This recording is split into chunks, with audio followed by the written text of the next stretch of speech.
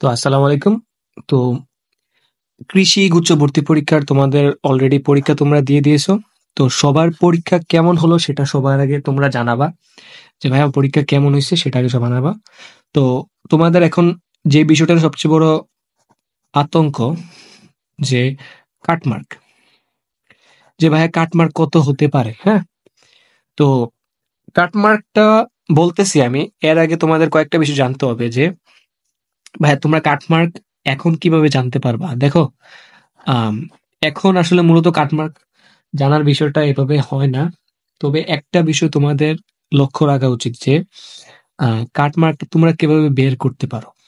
ঠিক আছে, এই ক্ষেত্রে তোমরা আমার ভিডিওর শেষে আমি একটা আমার পেজে আমি লিংক দিয়ে রাখছি। তোমরা যারা মানে মিলাইতে পারছো কোয়েশ্চেনটা উত্তর সহ, বিভিন্ন পেজে তোমাদের উত্তরগুলো দিয়ে দেওয়া হয়েছে। ফিজিক্স, কেমিস্ট্রি, ম্যাথ, বায়োলজি, ইংলিশের, এটা আসপেক্টর হতে পারে, জয়কুলির উদ্ভাস, প্রত্যেকটা পেজে তোমাদের উত্তরগুলো দিয়ে দেওয়া হয়েছে। তো এখানে সবচেয়ে বড় ফ্যাক্টটা হচ্ছে যে তোমরা যেই দাগাইছো কোয়েশ্চেন গুলা, অপশন গুলা সব মিলাইতেছো। হ্যাঁ, মিলানো তো অবশ্যই ভালো। তো তোমরা যদি মিলাও তাহলে তোমরা ধরো তোমার মিলানোতে আসছে 65, তুমি কখনোই চিন্তা করতে পারবে না যে ভাই আমি তো মিলাইছি, আমার মিলানো হয়েছে 65, আমি 65 মার্ক পাবো না। এই জিনিসটা কখনোই হবে না। কারণ তুমি যখন মিলাইছো, হয়তো দেখা গেছে তো যদি অপশনে দাগ দিয়ে রাখো সেটা হচ্ছে ভিন্ন ব্যাপার। আর যদি অপশনে অনেক সময় দাগ দিতে ভুলে যায় অনেকে, বা হয়তো পরীক্ষার সময় দাগ দেওয়া যায় না, সেই কারণে অনেকে মনে করে যে আমি হয়তো বি দিছিলাম, বাট আসলে দেখা যায় কি সে ডি দিছিল, মানে এটা মনে হয়। এরকম কয়েকটা সিলি মিস্টেক হতে পারে। সেই জন্য আমি বলবো যে তোমরা 3 থেকে 4 মার্ক অল টাইম কম ধরবা। মানে তোমরা অল টাইম 3 থেকে 4 মার্ক কম ধরবা। ধরো তুমি মিলাই দেখতেছো তোমার হইতেছে 70টা, ঠিক আছে, তুমি অনলাইনে এবারে ধরতে পারো যে তোমার হইছে 66টা বা 68টা।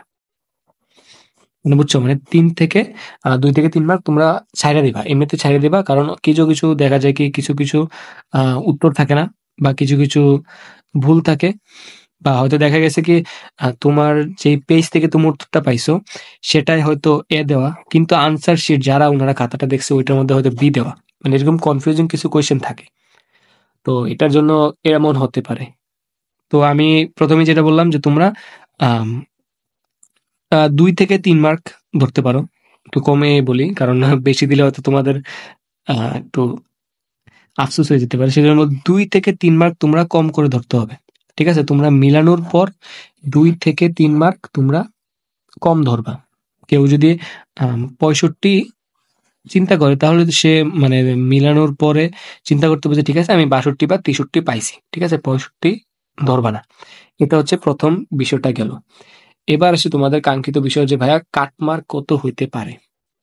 ঠিক আছে, তো এবার আমি আসি যে কাটমার্ক। তো দেখো, বিগত বছরগুলোতে কাটমার্কের হিসাবটা যদি আমি দেখি, ধরি 21-22 সেশনে যে পরীক্ষাটা হয়েছিল, যে বছর আমি পরীক্ষা দিয়েছিলাম, তো সেইখানে দেখা গেছে কি তোমার কাটমার্ক চলে গেছে প্রায় 70+।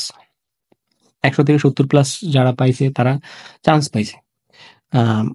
22-23 সেশনে আমি যখন সেকেন্ড টাইম দিয়েছিলাম, তখন দেখা গেছে কাটমার্কটা ছিল প্রায় 68+, বা একটু এদিক সেদিক হতে পারে। কারণ কাটমার্কটা তো মূল ফ্যাক্ট না। ফ্যাক্টটা হচ্ছে তোমাদের জিপিএর একটা মার্ক থাকে।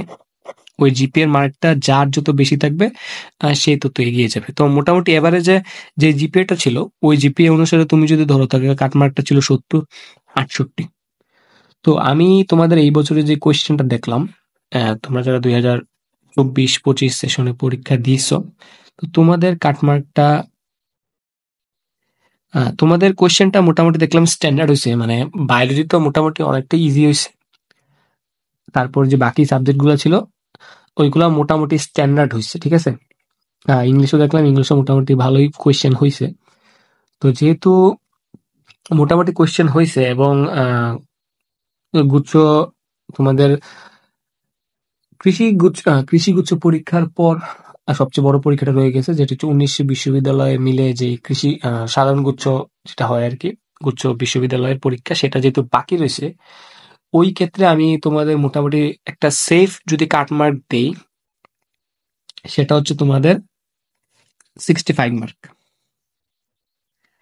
তোমরা যদি 65 মার্ক কাটমার্ক আমি দিয়ে দিলাম, ইনশাল্লাহ তোমরা যদি 65 মার্ক তোমরা 100 থেকে পেতে পারো, মানে তুমি 100 থেকে যদি 65 মার্ক পাও, তাহলে ইনশাল্লাহ বলা যায় যে তোমাদের একটা চান্স হওয়ার কথা।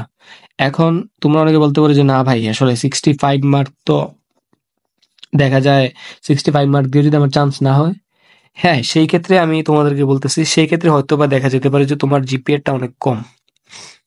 আমি যেহেতু বলতেছি কাটমার্কটা ভ্যারি করে, তোমার জিপিএ যদি তোমার খুব কম থাকে, তো ওই ক্ষেত্রে তুমি একটা সেফ মার্ক ধরতে পারো যে 70। তোমার জিপিএ যদি অন্যজন থেকে 3 থেকে 4 নাম্বার কম থাকে, ওই হিসাব করলে তোমাদের 70 মার্ক যদি তোমরা পাও, তাহলে তোমরা যাদের জিপিএ কম আছে তারা 70 মার্ক ধরে রাখতে পারো। আর আমি বলতেছি যারা অন এন এভারেজ মোটামুটি সবাই যে মানে এ প্লাস পায় বা যে জিপিএটা পায়, ওই হিসাব করলে তোমাদের 65 মার্ক হচ্ছে কাটমার্ক। তো যারা 65 মার্ক কাটমার্ক পেয়েছো, তারা ইনশাল্লাহ প্রথম মিনিটেই সাবজেক্ট পাবা, আশা করতে পারি আমি। প্রথম মিনিটে সাবজেক্ট পাবা, ঠিক আছে? যারা 65 মার্ক পাইছো এবং জিপিএ সহ মোটামুটি ভালো একটা মার্ক চলে আসে, তো মোটামুটি তোমরা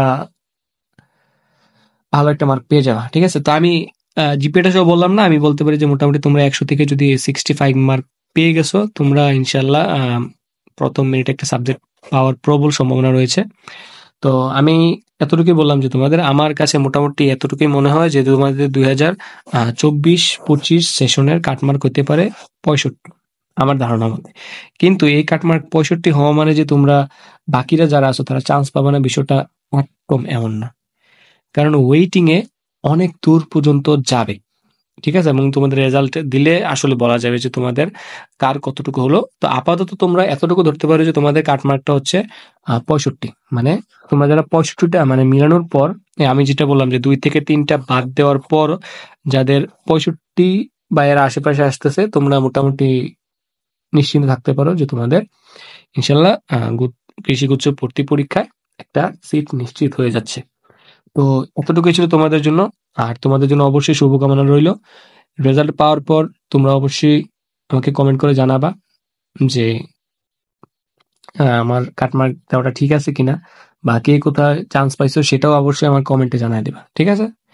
তো নেক্সটে আমার গুচ্ছ নিয়ে বিভিন্ন ভিডিও আছে, তো তোমরা যারা গুচ্ছ ভর্তি পরীক্ষা দিবা, তোমরা অবশ্যই এই ভিডিওগুলো দেখতে পারো, তোমাদের অনেক উপকারে আসবে।